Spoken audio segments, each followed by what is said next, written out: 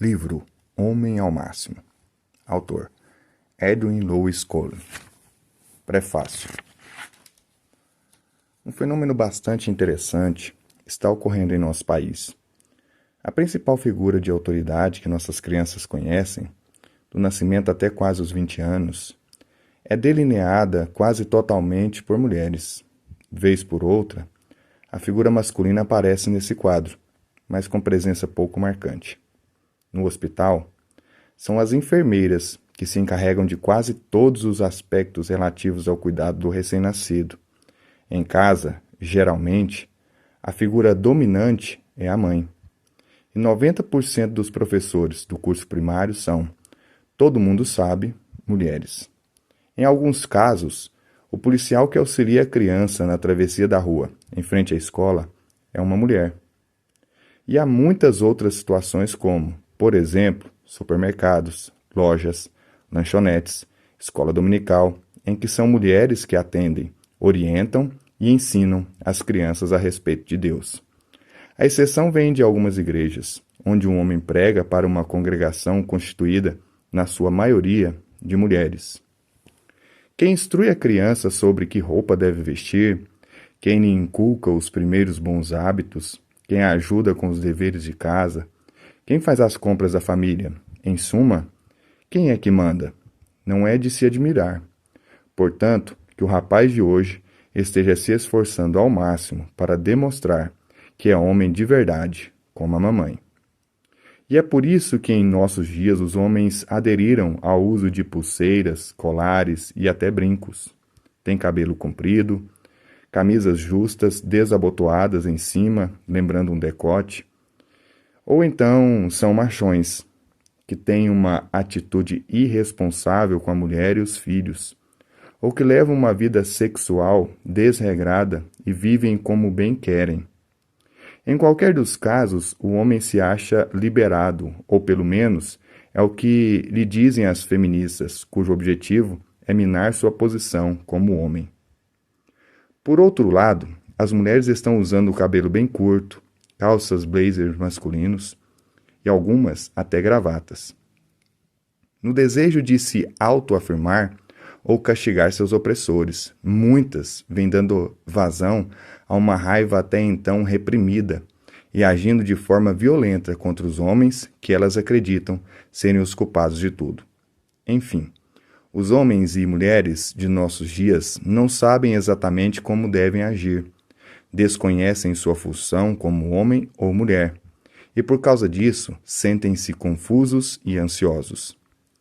A tendência da mentalidade provavelmente hoje é anular as diferenças básicas entre homem e mulher, em especial no que diz respeito às suas funções. De modo geral, os homens não assumem uma posição clara, preferindo omitir-se. Simplesmente vão vivendo a vida sem assumir seu papel. E como o natural é que quando alguém se omite, outra acabe preenchendo seu espaço. As mulheres estão sendo levadas a ocupar as áreas que eles abandonam. O resultado de tudo isso são homens, mulheres e crianças frustrados, irritados e um número cada vez maior de indivíduos em crise de identidade. E agora, em meio a toda essa descaracterização, surge a ressonante tese do homem ao máximo, que ressoa como um sonoro tapa numa crise de histeria, um grito de desafio aos homens, ou um jato de água gelada na pele. Este livro não se limita a uma simples discussão retórica. Entra em confronto direto com as questões que acabamos de levantar. Sem fazer concessões e sem pejo algum, é um livro dirigido aos homens. Sabemos de muitas obras escritas sobre nós, mas são muito raras as dirigidas a nós. Ele lembra a velha conversa de homem para homem, em que se discutiam questões como as virtudes masculinas, o cavalheirismo, o respeito às mulheres e crianças, questões essas associadas ao que se entendia por homem feito. Ele nos ajuda a descobrir todo o nosso potencial, para vivenciarmos ao máximo nossa condição de homem, e chega em muito boa hora. Com uma mensagem direta e penetrante, é um livro que chama às falas o homem moderno. É possível que alguns leitores fiquem tão irritados com as afirmações aqui feitas que provavelmente fecharão o livro com raiva e o porão de lado. Outros terão vontade de mandar uma carta mal criada para o autor, dizendo-lhe certas verdades que ele precisa ouvir. Alguns ainda irão concordar com parte dos conceitos e princípios aqui esposados, mas não atenderão ao apelo dele, já que exige sacrifícios. Se esses não tomarem a decisão de modificar-se, continuarão com os mesmos problemas, e ainda outros, apesar de lá no fundo concordarem com sua mensagem. Vão se sentir intimidados pela dura realidade atual, visto que as posições defendidas pelo autor batem de frente com os conceitos mais populares de nossos dias. Por causa disso, não encararão a verdade nele contida. Entretanto, alguns homens lerão este livro, concordarão com ele e porão em prática os princípios aqui apresentados. Isso vai revolucionar a vícia deles e de sua esposa e sua família, e poderá revolucionar até toda a nação. A Bíblia diz: criou Deus, pois, o homem à sua imagem. A imagem de Deus o criou, homem e mulher os criou. E Deus os abençoou, e lhes disse: sede fecundos, multiplicai-vos, enchei a terra, e sujeitai-a, dominai, e assim se fez. Ser do sexo masculino é questão de nascimento. Ser homem é questão de decisão. Obrigado, Senhor, por nos teres feito de maneira como somos. E muito obrigado a você, Ed, por ter se empenhado em nos lembrar disso. Ben Kinchlow. Capítulo 1. Uma sentença forte. Felizmente, a companhia de avião United Airlines tinha um voo direto de Los Angeles a Eugene, no Oregon. Na ocasião, eu exercia 4 atividades ao mesmo tempo, tentando controlar, como um malabarista, diversas responsabilidades. Por isso, passava muito tempo em aviões e aeroportos. Então, dessa vez, fiquei alegre de não precisar fazer escala em Portland, Reno em outro lugar qualquer, mas poder ir direto a Eugene, onde participaria de um retiro espiritual. Era um retiro para homens, durante um final de semana. E no final de semana seguinte, haveria outro, ali mesmo, nas montanhas nevadas daquele estado. No intervalo entre um e outro, eu faria um voo rápido a Seattle, onde pregaria também. Por fim, daria uma parada curta em casa, na Califórnia, e em seguida partiria de novo para algum outro lugar. Muitas de minhas mensagens e palestras, uma atividade tão sublime, eram alinhavadas numa poltrona de corredor de um jato. Grande parte do meu ministério era planejada naquele pequeno espaço que há entre um braço e outro de um assento de avião. Agora, enquanto a United me transportava a Eugene, procurei concentrar-me e predispor-me mentalmente a estudar. Homens. Somando-se os 2 retiros, eu falaria a mais de 500 homens. Sabia que eles iriam ali na expectativa de ouvir alguma coisa que valesse a pena, que provocasse uma mudança de vida, alguma coisa que continuasse a ocupar-lhes o pensamento quando voltassem para casa, para o escritório, loja, para as atividades de lazer. Desejavam alguma coisa que os ajudasse a atingir todo o seu potencial como homens, para se tornarem cada vez mais semelhantes a Cristo. Para falar a verdade, aqueles retiros eram até pequenos, se comparados com as inúmeras reuniões em que eu tinha pregado, ou com o ministério de televisão que eu vinha desenvolvendo havia vários anos. Portanto, não existia nenhuma razão especial para que esse evento representasse algo de excepcional. Entretanto, eu sentia com relação a ele um peso, uma seriedade, um senso de responsabilidade persistente. Deus estava falando ao meu espírito.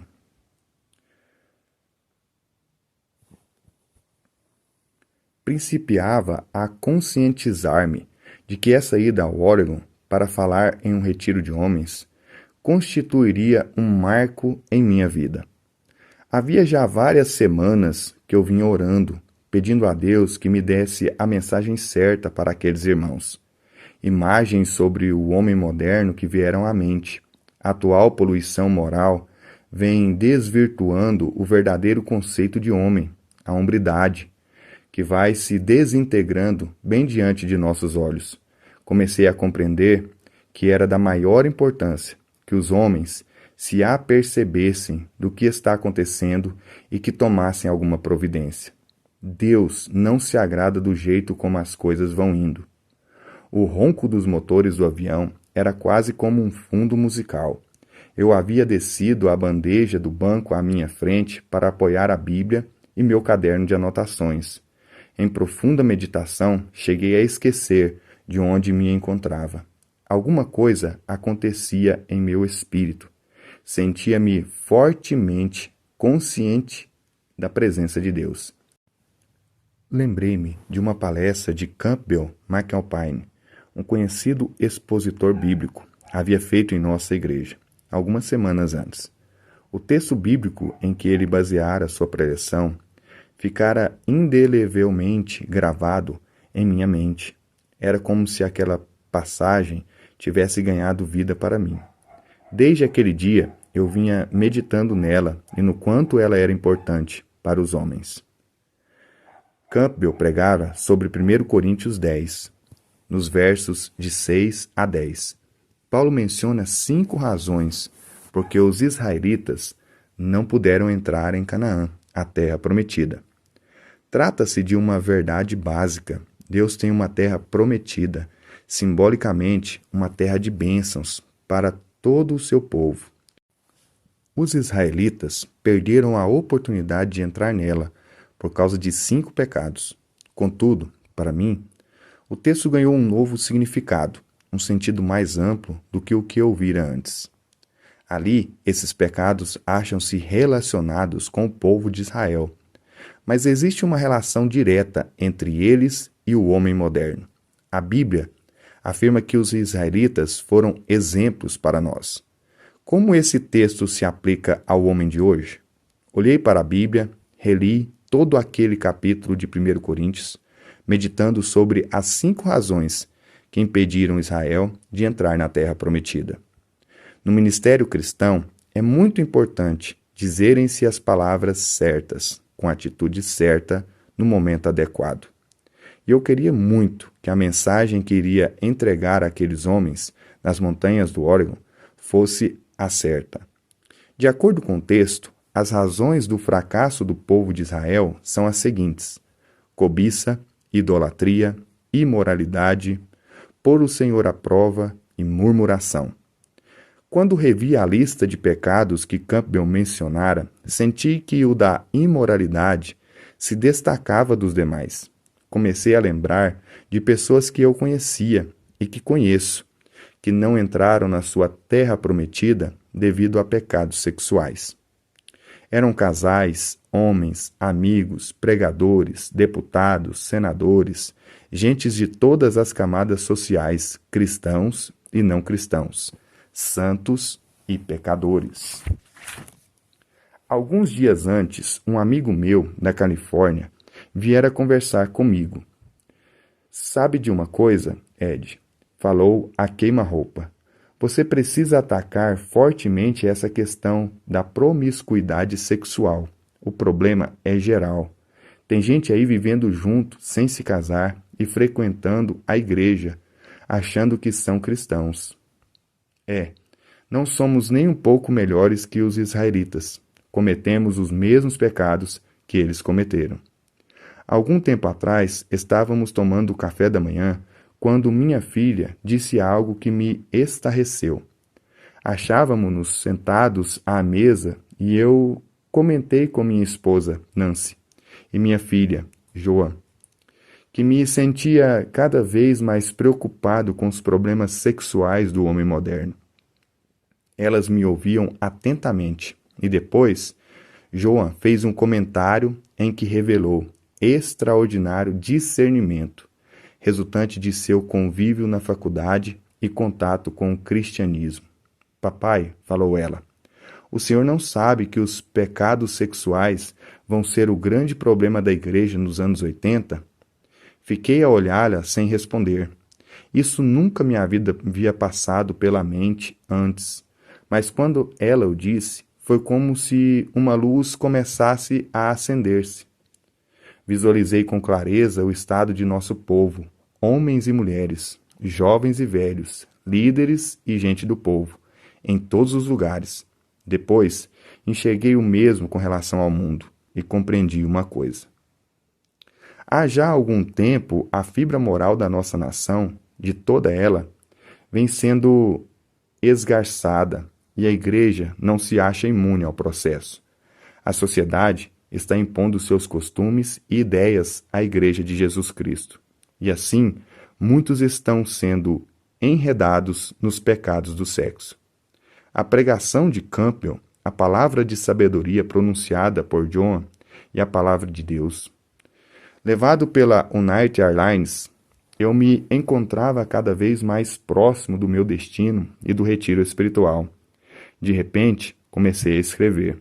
Tive consciência de que o Espírito de Deus me inspirava e guiava minha mão, enquanto ia escrevendo naquele caderno. Terminei e olhei para o que havia escrito. Era uma sentença que eu nunca tinha visto antes, ou, se o tinha, não fora expressa do mesmo modo. Pelo menos, eu nunca dissera uma frase como aquela. A sentença era tão forte que fiquei a olhar para ela por um bom tempo, sem saber quando, onde e para quem deveria proferi-la. Mas, subitamente, senti meu espírito como que dar um salto dentro de mim. Compreendi que seria naquela noite, para os homens que participassem daquele retiro. Ela era forte demais para mim. Apesar de ser um pregador profeta, acostumado a profetizar para grandes multidões, nunca falara nada daquele teor. Mas aquilo vinha de Deus. Compreendi que teria de dizê-la. Mas quando e como?